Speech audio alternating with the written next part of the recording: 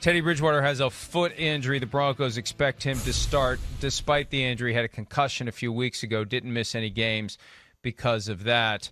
And you have to wonder, and this gets back to what we were discussing regarding Baker Mayfield. Different reason, not injury-driven. It's merit-driven. Yeah. And, hey, I say this every year, and they had that quarterback competition almost down to the wire in Denver.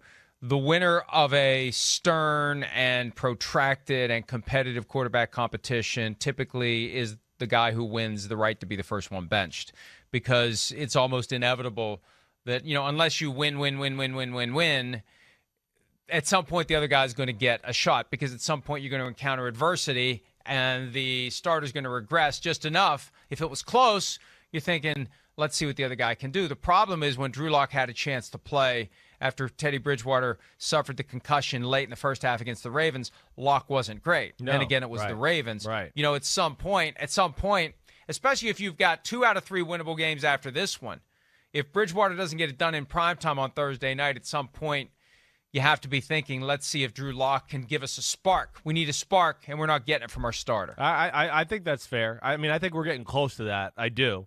It's just, and I know, like you said, Teddy got hurt early on in that Baltimore game. I want to say it was the second quarter, somewhere right in that range. Right before halftime. Yeah, yep. Right before halftime. But, I mean, there wasn't a whole lot of offense to speak of in that one either. They've stalled a little bit. And to me, what is a little concerning is like what we saw there. And that was always the question with Teddy Bridgewater, in my opinion. They got some guys that could get down the field and make some plays and get open that way. Can he deliver? Because that's not been his M.O., and that's kind of Drew Lock. That's one of his strengths. 40, 50-yard lasers? I could do that in my sleep. Now, he's got some other issues that are Teddy's strengths. But when Teddy starts to turn the ball over and do that, then you got to start going, well, wait, we didn't play Drew because we knew he had more talent, but we just didn't trust him. And we went with the guy we trusted, and he's losing our trust. So what's the point of staying with him? I think it's a huge game this week for Teddy Bridgewater.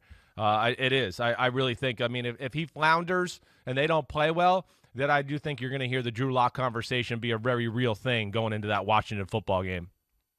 Yeah, the biggest argument for Teddy Bridgewater was he was steadying, he was calm, yes, and he had right. a higher floor, albeit lower ceiling, but we're comfortable in that range. Yeah. But if the ceiling's going to go down and the floor's going to go down, the ceiling's still here, maybe you give the guy a chance who's got the higher ceiling. Those throws that you showed earlier, Lock. Yeah, that's Lock's. That's his bread and butter, is those type of throws. You're right. I think he does make those. So, and hey, they are now they're missing some of the receiver firepower, right? I mean, I know Jerry Jeudy's probably getting close to coming back here at some point, but they lost KJ Hamler, who was a speed guy. And now you might not be able to throw to people that are just wide open. You might need the quarterback to, put the ball in some really money spots to help these receivers a little bit. And we're going to see. Again, we talk about it a lot, Mike. Hey, turnovers, explosive plays, they win football games. And that's where Denver's really struggled here as of late, especially in the competitive part of the game. A lot of end of the game, it's really over stats the last 2 weeks. And we'll see where it goes for Teddy B and company.